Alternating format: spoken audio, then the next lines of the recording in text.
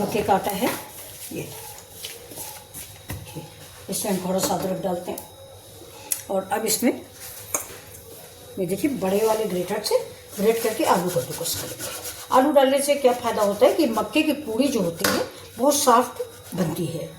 और अगर आप बिना आलू के भी खाना चाहते हो तो कोई बात नहीं, आलू बिना जो है थोड़ा सा कड़ी बनती है और इससे ना क्रिस्पी बनती है, लेकिन फिर भी मुलायम होती है। मतलब घर में आपके बूढ़े माँ बाप बुजुर्ग पेरेंट्स जो भी हैं वो खा सकते हैं। जितना ही आलू, जैसे सिंघाड़े की पूड़ी हम लोग आलू डाल के बनाते हैं तो बहुत मुलायम बनती है, वैसे ही मक्के की पूड़ी में आलू डालिए, पालक डालिए, मेथी डालिए, मूली के पत्ते डालिए। हमको तो दोस्तों मूली के पत्ते की सबसे अच्छी लगती है।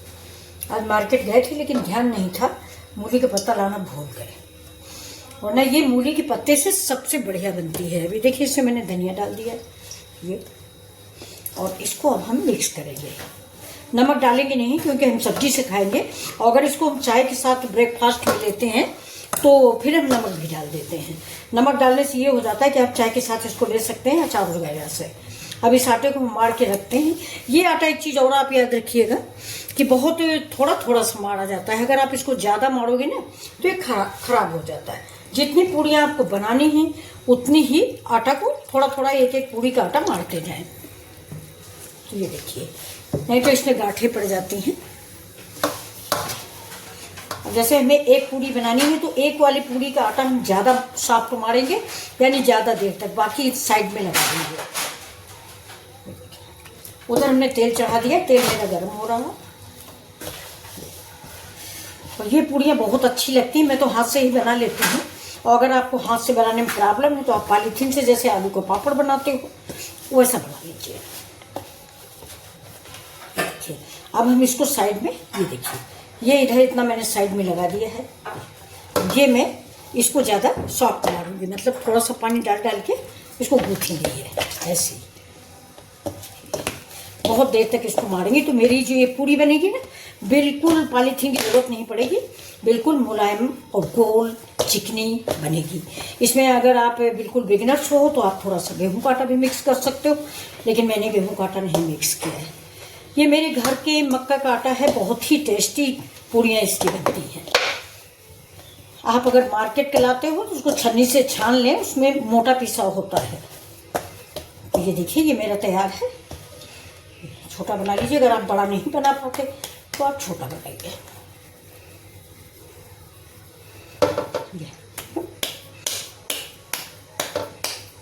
इसको ऐसे ऐसे करके आप बढ़ा लीजिए, बस थोड़ा सा हाथ में पानी लगाइए ये दोनों हाथों में, और इसको बिल्कुल ऐसे ऐसे करते जाइए ना। इसके किनारा जो है जैसे फटा है वो मुलायम हो जाएगा, और बस थोड़ा सा हथेली पे रखिए और इसको ऐसे दबा के बीच का विशेष ख्याल रखिए, ये ना हो कि हमारा किनारा पतला हो जाए और बीच मोटा रहे।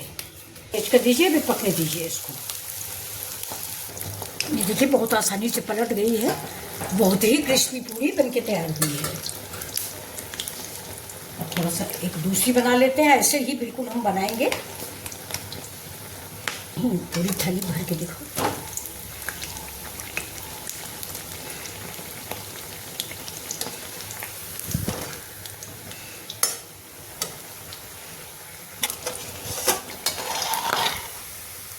ऐसे हम साइड में लगा देंगे, इसका तेल नीचे हो जाएगा। ये मैंने बड़ी सी बनाई है, अब की बार मैंने बहुत छोटी सी बनाई है, उसको देखिए छोटी सी बनाई है।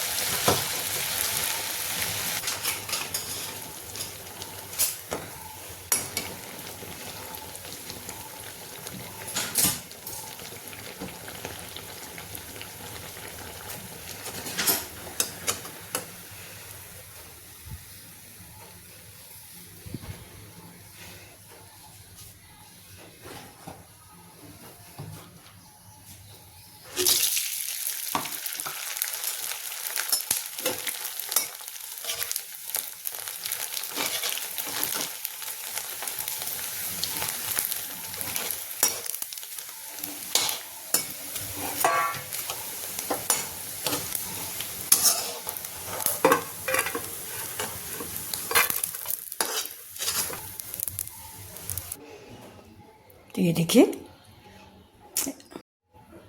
ये रेडी है मेरे लंच की थाली। ये आलू और पत्ता गोभी की सब्जी, ये है बूंदी की कढ़ी, ये हरे टमाटर की चटनी, और ये देखिए क्रिस्पी करारी मक्के की पूड़ियाँ, ये चावल की कचरी, सैलेड एंड चावल। अब ये देखिए ये पूड़ियाँ कितनी अच्छी बनी हैं, ये देखिए कितनी बिल्कुल खस्ता टाइप की है।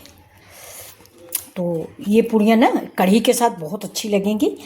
तो सबसे पहले मेरी यूट्यूब फैमिली, तो चलिए अब बताइए आपको कैसी लगी आज की रेसिपी। अगर अच्छी लग रही तो प्लीज़ लाइक शेयर सब्सक्राइब करें।